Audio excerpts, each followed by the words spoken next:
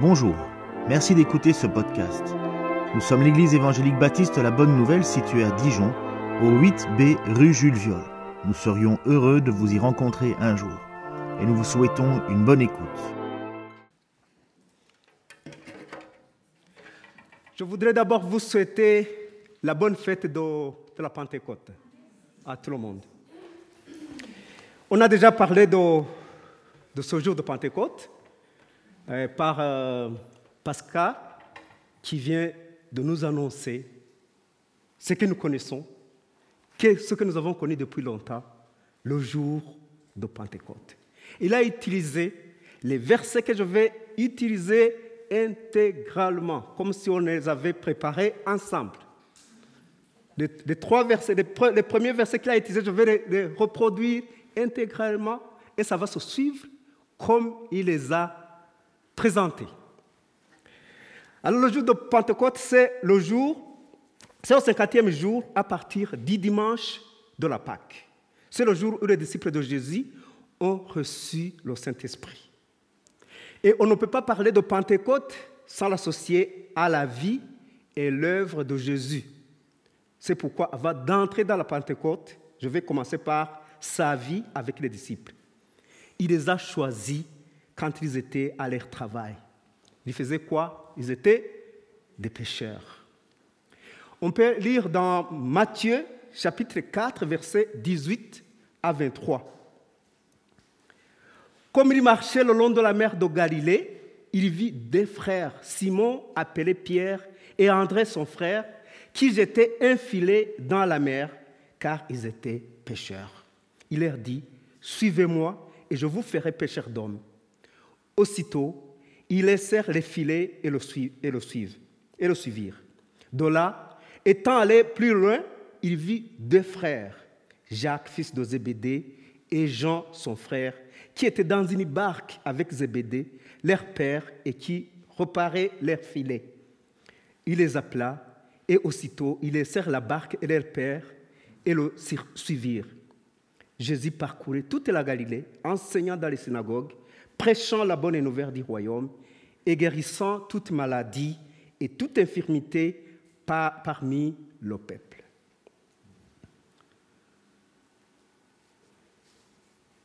Les disciples ont décidé d'abandonner leur métier qu'ils aimaient pour suivre le Christ dans la prédication de la bonne nouvelle du royaume. Il est étonnant que Jésus ait appelé des simples pécheurs, pas des pécheurs de péché, mais de pécher ceux qui péchaient le poisson, pour exercer avec lui son ministère. Il a appelé les simples personnes les pécheurs.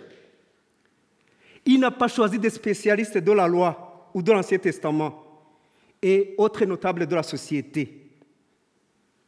Jésus, qui les voit jeter des filets dans le lac, voit en eux une autre spécialité, de jeter le filet, non pour chercher des poissons, mais pour chercher les hommes.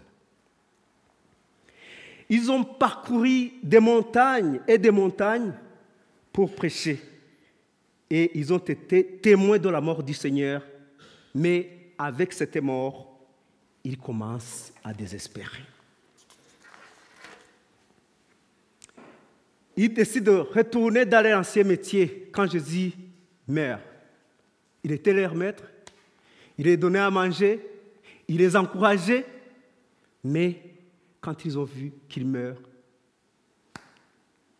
c'est le désespoir total. Quand ils ont décidé de retourner dans leur métier, c'est qui a commencé? C'est Simon-Pierre qui a dit « Je vais pécher ». Dans ma langue, on a écrit « Je décide d'aller pécher ». Pourquoi? Parce qu'il n'était plus avec son Seigneur, il n'était plus avec Jésus. Ils pensaient que c'était fini, que le rôle qu'ils jouaient avec Jésus, c'était fini. Alors, il décide de retourner à son travail. Et les autres ont dit, oui, nous aussi, parce qu'ils étaient tous pécheurs. C'est cette histoire qui m'a motivé à prendre ce titre de « Jeter le filet du côté droit de la barque ». Vous avez vu mon titre.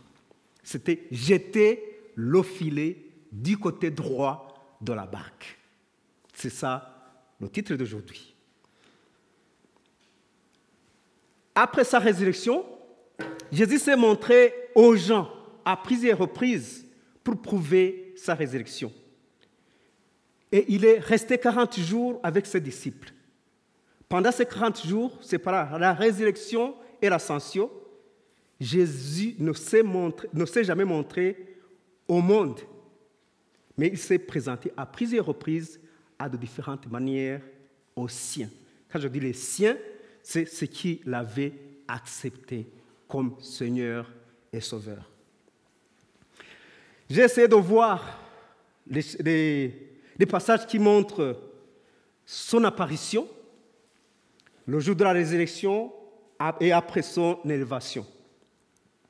Je ne vais pas citer des versets, mais j'en ai. Il s'est présenté à Marie de Magdala. Il s'est apparu aussi aux femmes revenant du sépulcre. Tout ça, vous connaissez. Il s'est apparu aux femmes, à Pierre, dans Luc 24. Aux 2 disciples sur le chemin d'Emmaüs. Aux 10 apôtres, à l'absence de Thomas. Et quand vous savez que Thomas, il a douté. Il a dit, moi, si je ne vois pas, là où on a trouvé ses mains, je n'accepterai jamais. Et pendant les 40 jours, c'est-à-dire après sa résurrection jusqu'à l'ascension, il s'est montré aux apôtres. Et à ce moment-là, Thomas était là. C'est là où il a commencé aussi à accepter. Il avait douté avant, mais maintenant, il accepte parce qu'il est avec les autres. Il s'est montré à ses disciples au bord du lac de Tibériade. Il s'est montré aux 11 disciples sur une montagne en Galilée. Il s'est montré à plus de 500 frères à la fois. C'est ce qu'on dit en 1 Corinthiens 15, verset 6. Et puis il s'est montré à Jacques, le frère du Seigneur. Il s'est montré aussi aux apôtres et aux disciples sur le mont des Oliviers avant son ascension. Et il s'est montré à d'autres personnes après. Quand il était parti, il s'est montré à Étienne, à Saul de Tarse sur le chemin de Damas, à Jean sur l'île de Patmos. Mais ces autres-là, c'est quand il était encore sur la terre. Alors, voyons son apparition à ses disciples quand ils s'étaient retournés dans leur ancien métier. C'est Jean 21, versets 1 à 11. Après cela, Jésus se montra encore aux disciples sur les bords de la mer de Tibériade. Et voici de quelle manière il se montra. Simon-Pierre, Thomas appelé Didyme, Nathanaël de Cana en Galilée, les fils de Zébédée et des autres disciples de Jean étaient ensemble. Simon-Pierre leur dit, « Je vais pêcher. » Ils lui dirent, « Nous allons aussi avec toi. » Ils sortirent et montèrent dans une barque. Et cette nuit-là, ils ne prirent rien. Le matin étant venu, Jésus se trouva sur le rivage. Mais les disciples ne savaient pas que c'était Jésus. Jésus leur dit, « Enfants, n'avez-vous rien à manger ?» Ils lui répondirent, « Non. » Il leur dit, « Jetez le filet du côté droit de la barque et vous trouverez. » Ils le jetèrent donc et ils ne pouvaient plus le retirer à cause de la grande quantité de poissons. Alors le disciple que Jésus aimait dit à Pierre, « C'est le Seigneur. » Et Simon-Pierre, dès qu'il entendit que c'était le Seigneur, mit son vêtement et sa ceinture, car il était nu, et se jeta dans la mer. Les autres disciples vinrent avec la barque, tirant le filet plein de poissons, car il n'était éloigné de terre que d'environ 200 coudées. Lorsqu'ils furent descendus à terre, ils virent là des charbons allumés, 10 poissons dessus et du pain. Jésus leur dit, apportez des poissons que vous venez de prendre. Simon-Pierre monta dans la barque et tira à terre le filet plein de 153 grands poissons. Et à quoi il y en eut tant, le filet ne se rompit point. Dans les désolations causées par la mort de Jésus, et qui s'aggravent ici par le manque de poissons, ils venaient de passer toute la nuit à lancer le filet, mais ils n'ont rien trouvé. Mais à ce moment-là même, Jésus vient pour les consoler. Il leur dit, « Enfants, n'avez-vous rien à manger ?» Par rapport à leur maître, ils étaient des enfants. Ce sont ses enfants. Il dit, « Enfants, vous n'avez rien à manger ?»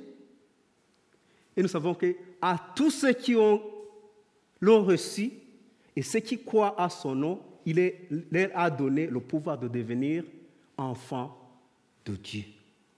Même aujourd'hui, nous sommes ses enfants. Comme il veille sur ces apôtres-là qui étaient avec lui pour les consoler dans leur détresse, nous aussi, qui sommes ses enfants, il nous console. Nous allons voir la signification biblique des mots gauche et droite. Parce que j'ai dit, jeter le filet du côté droit de la barque. Dans la pensée hébraïque, la droite représente le spirituel. Souvenez-vous que aujourd'hui, nous parlons du spirituel parce que nous sommes le jour du Saint-Esprit. La droite représente le spirituel et la gauche représente le côté physique. Ce n'est pas une question de moralité comme le bien contre le mal. Il s'adresse simplement à deux domaines. Le côté droit a une connotation spirituelle, tandis que le côté gauche a une connotation physique. Et si on fait parcours dans la Bible, on va trouver quelques exemples qui le montrent. Dans Lévitique, chapitre 8, verset 24, c'est quand on voulait choisir des hommes qui devaient se servir au service de Dieu dans le temple. Il dit, il fit approcher le fils d'Aaron, mit du sang sur le lobe de leurs oreilles droites. Le lobe, c'est ici? Là, on a mis ça. Oui. Si le lobe de l'oreille, c'est pourquoi je l'ai mis à droite, je devais peut-être le mettre à gauche. Hein? Mit du sang sur le lobe de leur oreille droite, sur le pouce de leur main droite et sur le gros orteil de leur pied droit, et il répandit le sang sur l'autel tout autour. Cela symbolisait son onction spirituelle. Chaque fois, le côté droit était considéré comme spirituel. Et puis, dans Ecclésiaste, chapitre 10, verset 2, je pense que vous en avez. Vous n'en avez pas? Ah. Le cœur du sage est à sa droite et le cœur de l'insensé à sa gauche. C'est ce qu'on dit. Le cœur du sage est à sa droite et le cœur de l'insensé à sa gauche. C'est qu'un homme sage s'occupe des choses spirituelles, tandis qu'un insensé, son cœur sur des choses, place son cœur sur des choses physiques et temporaires. C'est ça qu'on voulait dire dans Ecclésiaste. Si vous voulez lire des mots de sagesse, de philosophie, lisez l'Ecclésiaste. Dans le Nouveau Testament, Matthieu 6, verset 3, un verset qui est difficile à comprendre. Mais quand tu fais l'aumône, Que ta main gauche ne sache pas ce que fait ta droite. Est-ce que tu peux faire quelque chose avec la main gauche, la droite et la main gauche ne le sait pas? C'est difficile. Et on peut penser, et c'est vrai, qu'on veut dire que quand on fait le monde, que ce soit un secret. Mais, quand je fais le monde, on parle de moi. Moi, je sais ce que j'ai donné. Mais ça a aussi une autre signification. Ici, on veut dire, vous ne devrez pas laisser votre chair entraver ce que vous essayez d'accomplir spirituellement. Par exemple, le côté spirituel peut te conduire à donner la dîme. Le spirituel te dit, Geoffrey, avec ton argent, tu donnes la dîme ou tu donnes l'offrande. Ou bien tu fais le bien. Mais il y a le côté gauche. C'est quel côté? On l'a appelé le côté physique. Qui te dit, non, si tu le fais, si tu donnes la dîme, qu'est-ce que tu vas manger? Si tu donnes la dîme, qu'est-ce que tu vas manger? Si tu donnes la dîme, tu ne sais pas que tu as d'autres projets. Alors comme ça, le côté physique essaie de s'opposer à ce que le côté spirituel a décidé. Même Paul dit qu'il ne fait pas le bien qu'il veut faire et fait le mal qu'il ne veut pas à cause du péché. Il disait, je suis malheureux. Ce que je voudrais faire, il y a autre chose. Il y a une autre loi qui vient, qui m'empêche de faire ce que la loi spirituelle me demande de faire. Revenons sur notre verset, Jean 21, verset 6. Il leur dit, jetez le filet du côté droit de la barque et vous trouverez. Ils le jetèrent donc et ils ne pouvaient plus le retirer à cause de la grande quantité de poissons. J'ai vu que c'est combien? On a lu dans ce chapitre, on a dit qu'on a trouvé 153 grands poissons. Ça aussi, ça a une signification. 153. Il y a des théologiens qui ont essayé d'expliquer, mais j'ai pris une chose, c'est que les 153, ça signifie une multitude de ceux qui sont partout dans le monde. C'est ce qu'on a voulu dire. Ça représente beaucoup de gens qui viennent de différents horizons. Et parmi les poissons, peut-être il y avait des poissons, de différentes sortes de poissons. Je ne sais pas si c'était les mêmes, mais je pense si, avec cette explication, je peux penser que c'était différent, de différentes sortes. Alors, ils ont lancé le filet, ils ont ramassé beaucoup. Mais avant, quand ils n'étaient pas avec Jésus, ils n'ont rien trouvé. C'était rien, parce qu'ils n'étaient pas avec Jésus. Voilà une très grande consolation. Ça efface la désolation qu'ils avaient quand Jésus n'était pas là.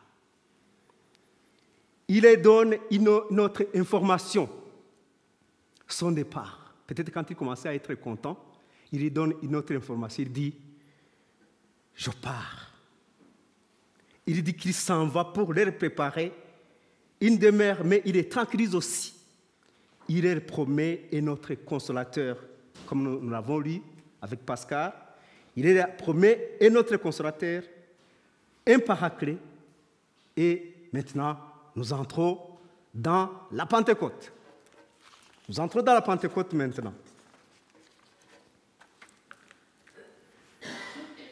Et pour cette Pentecôte, nous commençons avec Jean 14, versets 16 à 20.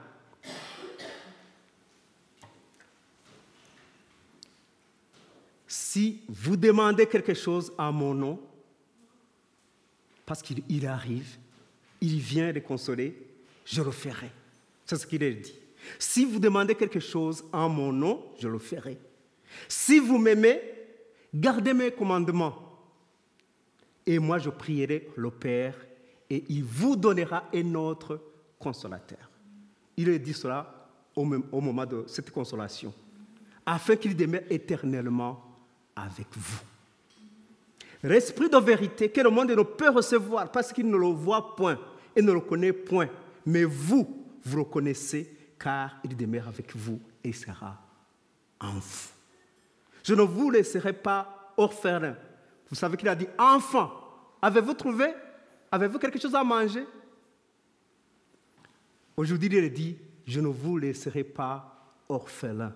Il y aura quelqu'un d'autre qui viendra. Même s'il commençait à douter, et il veut encore une fois partir, je viendrai à vous. Encore un peu de temps et le monde ne me verra plus. Mais vous, vous me verrez car je vis et vous vivrez aussi. En ce jour-là, vous connaîtrez que je suis en mon Père, que vous êtes en moi et que je suis en vous. Ici, c'est la Trinité. C'est la Trinité. Si on voit Jésus, le Saint-Esprit et le Père sont un. Ils interviennent tous. Si tu vois Jésus, tu as vu le Saint-Esprit. Si tu as Jésus, tu as son Père. Si tu as son Père, tu as Jésus. Alors, c'est pourquoi nous voulons voir. J'ai dit le Paraclet. Je vous enverrai le Paraclet, le Saint-Esprit. C'est le Saint-Esprit. On voulait parler du Saint-Esprit qui est aussi le Paraclet. C'est quoi le Paraclet? Du latin, Paraclet s'applique à Saint-Esprit. C'est un défenseur, un intercesseur, un consolateur. C'est ça, le Paraclet, en latin. Et en grec, c'est celui qu'on appelle au secours, qu'on peut appeler auprès de soi, ou celui qui intercède. C'est un avocat. Le Paraclet qui envoie, c'est un consolateur, on peut l'appeler, et c'est un avocat. Dans la première épître de Jean, le terme Paraclet s'applique aussi à Jésus lui-même. Parce que dans la première épître de Jean, chapitre 2, verset 1, 1 Jean 2, 1, on dit « Mes petits enfants, je vous écris ces choses afin que vous ne péchiez point. Et si quelqu'un a péché, nous avons un avocat auprès du Père, Jésus-Christ, le juste. » C'est ça. Jésus-Christ, le juste, c'est notre avocat. Mais dans le discours d'adieu de Jésus, Jésus utilise ce terme pour parler du Saint-Esprit. Et c'est ça que ça se trouve intégralement dans les passages que Pascal nous a donnés ce matin, les premiers passages qu'il a lus. C'est là où on peut voir dans Jean 14, 16, verset 17, on dit « Et moi, je prierai le Père et il vous donnera un autre consolateur afin qu'il demeure éternellement avec vous. » Je ne sais pas si vous lisez ça. Hein? Peut-être techniquement, ça n'a pas marché. « Et moi, je prierai le Père et il vous donnera un autre consolateur afin qu'il demeure éternellement avec vous. » L'esprit de vérité que le monde ne peut recevoir parce qu'il ne le voit point et ne le connaît point. Mais vous, vous le connaissez car il demeure avec vous et il sera en vous. Vous voyez qu'il est consolateur et il demeure éternellement avec nous. C'est ça, c'est son rôle. C'est le rôle du Saint-Esprit. Il est consolateur, on l'a répété à plusieurs reprises, et il demeure éternellement avec nous. Même aujourd'hui, il est avec nous.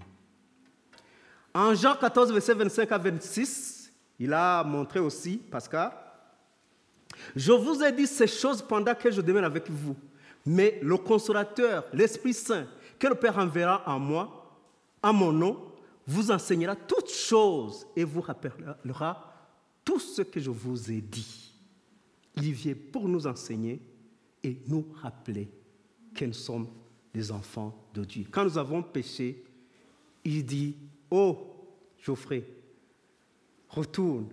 Tu es passé à gauche, il faut retourner à droite. » C'est ça, il vient nous aider il vient nous rappeler. Et puis, Jean 15, verset 26, je ne me souviens pas s'il a lu ça aussi, je pense qu'il a lu, « Quand sera venu le consolateur, que je vous enverrai de la part du Père, l'Esprit de vérité qui vient du Père, il rendra témoignage de moi. » Je pense qu'il l'a dit aussi. « Et vous aussi, vous rendrez témoignage parce que vous êtes avec moi dès le commencement. » Et notre rôle se trouve en Jean 16, versets 7 à 11. Il dit « Cependant, je vous dis la vérité, il vous est avantagé. » Je pense qu'il a dit aussi. « Il vous est avantagé que je m'en aille, car si je ne m'en vais pas, le consolateur ne viendra pas vers vous, mais si je m'en vais, je vous l'enverrai. Et quand il sera venu, il convaincra le monde en ce qui concerne le péché, la justice et le jugement. En ce qui concerne le péché, parce qu'il ne croit pas en moi, la justice parce que je vais au Père et que vous ne me verrez plus. Le jugement parce que le prince de ce monde est jugé. Il va nous consoler. S'il y a le jugement ne nous concerne pas. Si nous avons le Saint-Esprit, si nous avons Christ comme sauveur, le jugement, ça va passer. Ça ne nous concerne pas, mais tout le monde sera jugé. Et vous voyez que partout, on aperçoit le Saint-Esprit, le Paraclet, le Consolateur, qui nous console dans nos difficultés, dans nos malheurs. C'est la même chose toujours avec le rôle du Saint-Esprit.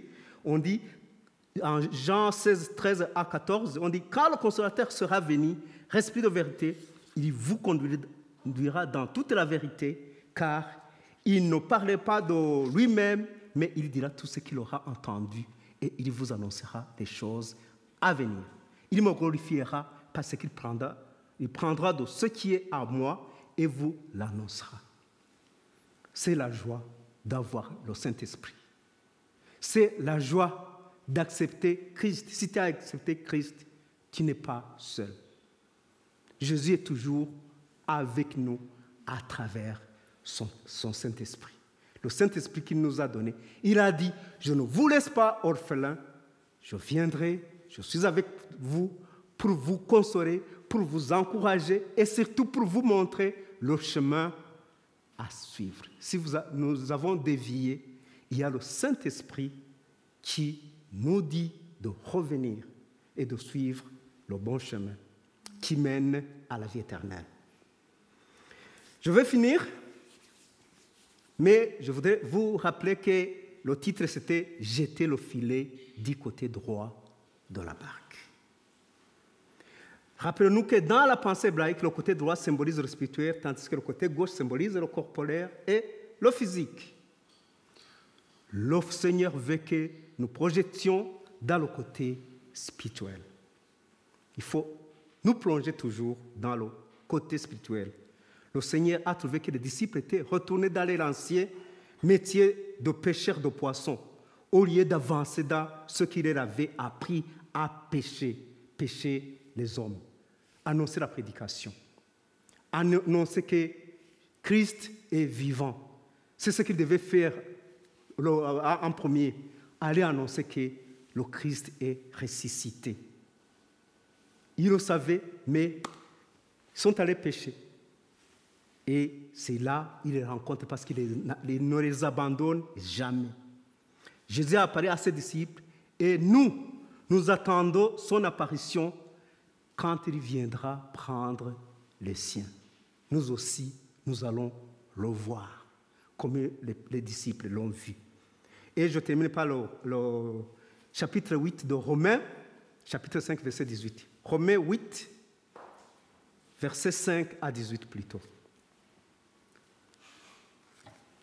Sont ces versets que je voudrais que vous les gardez dans vos cœurs ce jour de Pentecôte. On dit, ceux en effet qui vivent selon la chair s'affectionnent aux choses de la chair, tandis que ceux qui vivent selon l'esprit s'affectionnent aux choses de l'esprit. Et l'affection de la chair, c'est la mort, tandis que l'affection de l'esprit, c'est la vie et la paix. Car l'affection de la chair est inimitié contre Dieu, parce qu'il ne se soumet pas à la loi de Dieu et qu'il ne le peut même pas. Or, ceux qui vivent selon la chair ne sauraient plaire à Dieu. Pour vous, vous ne vivez pas selon la chair, mais selon l'esprit. Si du moins l'Esprit de Dieu habite en vous.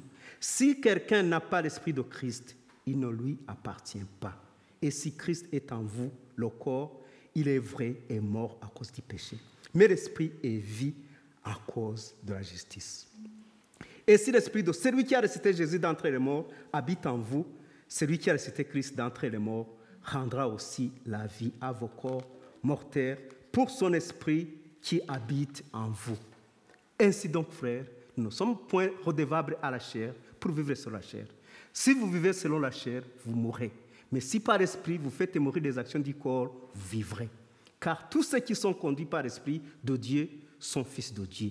Et vous n'avez point reçu un esprit de servitude pour être encore dans la crainte, mais vous avez reçu un esprit d'adoption par laquelle nous crions « Abba, Père ». L'Esprit lui-même rend témoignage à notre esprit que nous sommes enfants de Dieu.